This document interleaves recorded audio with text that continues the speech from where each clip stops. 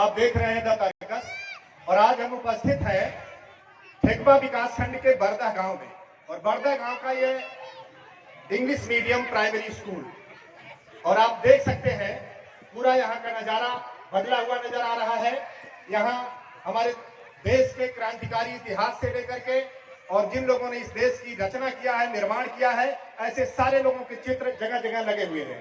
और आज ये जो आयोजन है शिक्षा चौपाल प्रेरणा ज्ञानोत्सव, जिसमें अभी बच्चों ने बहुत ही सुंदर प्रस्तुति किया है और सामने आप देख सकते हैं कि इस देश के निर्माताओं के चित्र लगे हुए हैं जिनसे हमारे बच्चों को प्रेरणा मिलेगी। कहीं सावित्रीबाई फुले जो शिक्षा को पहली बार भारत में स्थापित करने का काम किया महिलाओं के लिए, और हमारे सामने ज्योतिबा फुले जिन्हें राष्ट्रपिता के रूप में भी तमाम लोग श्रद्धा से याद करते हैं, सम्राट अशोक, तथागत गौतम बुद्ध, बंकिम चंद्र चटर्जी जिन्होंने वंदे मातरम जैसा उपन्यास लिखकर देश की आजादी के लिए लोगों को प्रेरित किया था, स्वामी विवेकानंद, रविंद्रनाथ टैगोर, एपीजे अब्दुल कलाम, तमाम ऐसे महान पुरुषों का, बिरसा मुंडा, भीमराव अंबेडकर, साहू जी महाराज, ये सभी दिखाई दे रहे हैं। और इस सब को कर गुजरने का जो जज्बा है, जो हौसला है, उसके लिए मैं इसका श्रेय देना चाहता हूं मनोज कुमार राय जी और उनकी टीम को। और मैं उनसे बात करूंगा। मनोज जी, आप बताएं कि इतना बच्चों से जो आपका लगाव है, जो बच्चे आपसे सीधे बात कर पा रहे हैं, पहले तो ये होता था कि प्रधानाध्यापक के डंडे से देखकर बच्चे सहमे होते थे, ये परिवर्तन कैसे आया?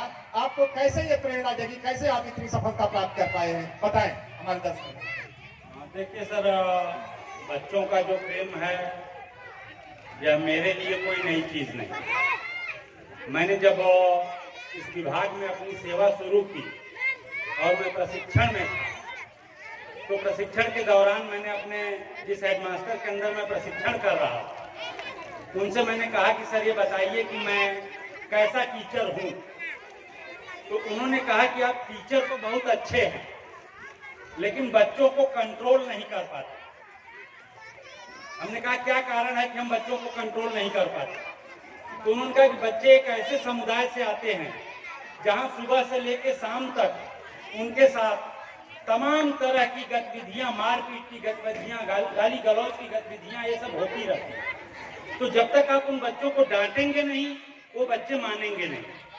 और मैंने उसी दिन तय कर लिया था कि बिना डांटे इन बच्चों को मनाना, और उसके लिए खेल कूद, झूला झंपड़, गाना बजाना, अन्य गतिविधियां ऐसी हैं जिनमें इन बच्चों को उलझा के हम इनको कंट्रोल कर लेते हैं। जैसा कि अभी आपने देखा कि बच्चे हल्ला कर रहे हैं तो उनसे ताली बजवा देना, उनसे नारे लगवा देना, उनको 2 बार उठा देना, 2 बार बैठा देना, ऐसी गतिविधियों का प्रयोग करके हम कंट्रोल करते हैं। क्रोध करके अगर कंट्रोल करेंगे तो संख्या नहीं रहेगी, फिर हम पढ़ाएंगे किसी। बहुत अच्छी बात, आपने एक मूल मंत्र, एक सूत्र दे दिया कि बच्चों को डरा कर नहीं, भयभीत करके नहीं।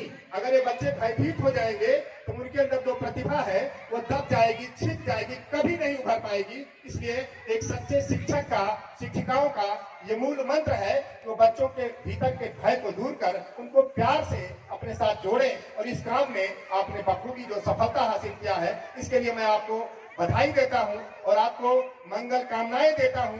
इस तरह के अपने प्रयोग को, इस विद्यालय को आप काफी ऊंचाई पर ले जाएं और इस पूरे देश में, पूरे जिले में, पूरे प्रदेश में इस विद्यालय का एक नाम स्थापित हो। यह बरदा की धरती को आप जिस तरह से जिले के फलक पर, प्रदेश के फलक पर ला रहे हैं, वह हम सबके लिए गौरव की बात है। मनोज जी, यहाँ हम देख रहे हैं कि बहुत सारे निर्माण भी हुए हैं। पहले की 2-3 साल पहले की स्थिति और आज की स्थिति में काफी कुछ बदलाव आ चुका है। यहाँ भोजनालय की स्थिति से लेकर के, शौचालय से लेकर यहाँ की चारदीवारी और सब कुछ बहुत ही भव्य और दिव्य रूप ग्रहण करता जा रहा है। आगे और आपकी क्या क्या योजनाएं हैं इसको लेकर? देखिए सर, ऐसा है कि जब हम इस विद्यालय पर आए तो इस विद्यालय के इतिहास से आपको अवगत करा दें। ये विद्यालय सदैव रिच रहा। अभी हम अपने डायरेक्ट प्राचार्य सर को बता रहे थे, जब हम लोग पढ़ते थे 81 से लेके 85 तक, तब भी इस विद्यालय पर MDM बनता था। इस विद्यालय पर सर वो आप देख रहे हैं टिन का डब्बा फेंका हुआ। राजीव गांधी के जमाने में यहाँ पर टीवी लगी थी, सोलर बैटरी लगा था, जबकि बिजली ही नहीं थी, तब भी यहाँ टीवी लगी थी। तो ये विद्यालय सदैव से बहुत रिच रहा। बीच में कुछ ऐसा समय आया जब गिरावट का दौर शुरू हुआ और गिरावट आई, लेकिन 2018 में जब 9 अप्रैल 2018 को मैं यहाँ आया तो मेरे दिमाग में आया कि मैं भी इसी विद्यालय में पढ़ा हूँ, मेरे पिता भी इसी विद्यालय में पढ़े हैं, मेरा पूरा परिवार इसी विद्यालय में पढ़ा। तो एक चीज़ मन में आई कि विद्यालय को बहुत अच्छा करना। ये सामने आंगनबाड़ी बन रही है, आंगनबाड़ी का उद्घाटन था 15 अगस्त 2018। बीडीओ साहब यहाँ आए, पीसी राम, बहुत ही नेक आदमी थे। उनसे मैंने कहा कि सर मेरा विद्यालय एकदम ढंड-मंड हुआ है, पूरी बाउंड्री टूट गई है, मैं कैसे चलाऊं? उन्होंने कहा मुझे थोड़ा सा समय दीजिए, मैं करता हूं। उन्होंने बात किया। फिर एक दिन आए यहाँ, हमारे प्रधान जी अभी चले गए, उनको कहीं जरूरत थी, सुबह से थे वो 7 बजे से। तो उन्होंने प्रधान जी को और हमको बुलाया और एक साथ कहा कि आप दोनों लोग इस विद्यालय में पढ़े, आप दोनों लोग इस विद्यालय के लिए क्या कर सकते हैं। हमने उनसे कहा कि आप जो चाहें, जो कहें, हम वो कर सकते हैं। तो बीडीओ साहब ने मन बनाया, सेक्रेटरी से बात करी और तब तक शासन ने भी एक योजना चला दी, जिस योजना का नाम है कायाकल्प। कायाकल्प योजना के तहत प्रधान जी ने बाउंड्री, गेट, सीसी रोड और किचन सेट बनवा दिया। मेरे पास गवर्नमेंट की तरफ से 75,000 रुपये का कंपोजिट ग्रांट है। उस कंपोजिट ग्रांट से हमने इसका रंग रोगन, और मन में एक बात आई कि हम किताबों से तो पढ़ते ही, ये जो हमारी महान विभूतियाँ हैं जिन्होंने अपने जीवन को संघर्ष में रखा और संघर्ष करके देश को कुछ प्रदान किया, उनको भी यहाँ स्थापित किया गया ताकि उनको देख के बच्चों के ऊपर असर पड़े, और वो काम किया गया जिसका काफी असर बच्चों पर हुआ। बहुत अच्छा। इसके लिए मैं प्रधानाध्यापक महोदय को और प्रधान जी को भी बहुत बहुत धन्यवाद देता हूँ। प्रधान जी का क्या नाम है? प्रधान जी का नाम है श्रीमती फूलपति देवी। उनका काम उनके पति श्री रामलाल यादव जी का। तो मैं फूलपति देवी जी जो इस गांव के प्रधान हैं उनको भी बहुत बहुत धन्यवाद देता हूं। उनका नाम भी बहुत सुंदर है और यहाँ ये विद्यालय ये बच्चों की एक तरह से फुलवारी है। इस फुलवारी के आप माली की तरह से जैसे देख रेख कर रहे हैं वो बहुत ही उत्साहवर्धक है। और यहाँ आपकी पीढ़ियों का इतिहास भी है। आपके पिताजी ने भी पढ़ाई किया है, आपके पूरे परिवार ने भी पढ़ाई किया है, और जितने लोग बैठे हैं इनके सारे लोगों ने पढ़ाई किया है। इसलिए आप सबकी जिम्मेदारी है कि मिलकर इस विद्यालय को, इस गांव को संवारें, सजाएं, सुंदर बनाएं, अच्छा बनाएं, जिससे हमारे बच्चे आने वाले समय में एक अच्छे इंसान बन करके दुनिया के सामने आ सकें। और यह काम यहाँ हो रहा है। इस निर्माण के लिए आपकी पूरी टीम, आपके जो शिक्षक स्टाफ है, जो बहनें हैं, जो हमारी शिक्षिकाएं हैं, सभी को बहुत बहुत धन्यवाद। और आप अभिभावकों से, बच्चों से क्या कहना चाहते हैं? हमारे चैनल के माध्यम से जो भी कहना चाहते हैं आप कहें।